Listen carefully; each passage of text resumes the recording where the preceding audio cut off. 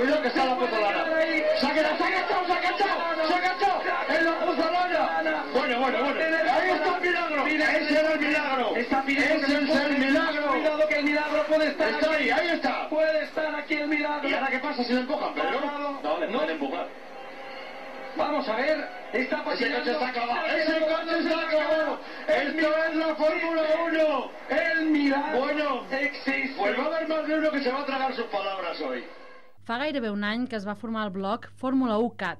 Dos usonencs, Ivan Monells i Marc Costa, un dia van decidir crear un blog de Fórmula 1 exclusivament en català, una novetat a la xarxa. És que a mi sempre m'ha agradat buscar notícies de Fórmula 1, però m'agrada buscar-hi i trobar-hi una mica d'opinió, no?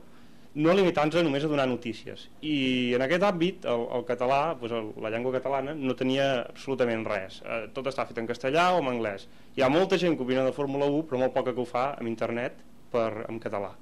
I la idea va sorgir d'això, m'agrada molt la Fórmula 1, fa 15 anys que soc un fanàtic, vaig a grans premis a l'estranger i tal, i jo i el meu amic, el Marc Costa, vam decidir muntar-ho així i que les nostres idees, les nostres opinions poguessin arribar a tothom. Monells ha explicat que al principi pensaven que el blog no tindria un gran ressò per tractar aquest tema i a sobre fer-ho en català, però van quedar sorpresos quan van veure que augmentaven les visites i que encara ho fan. A aquest blog es pot trobar des de les notícies més actuals a articles d'opinió, a més de vídeos de carreres.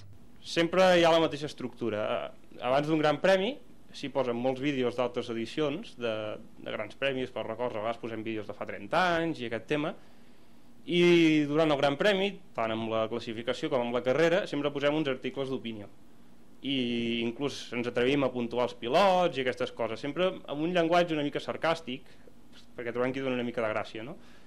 I a més d'això, les notícies bàsiques que sorgeixen en el món de la Fórmula 1 també les hi posem i les comentem, però l'estructura és sempre el cap de setmana de Gran Premi, la informació i les opinions de tot el cap de setmana.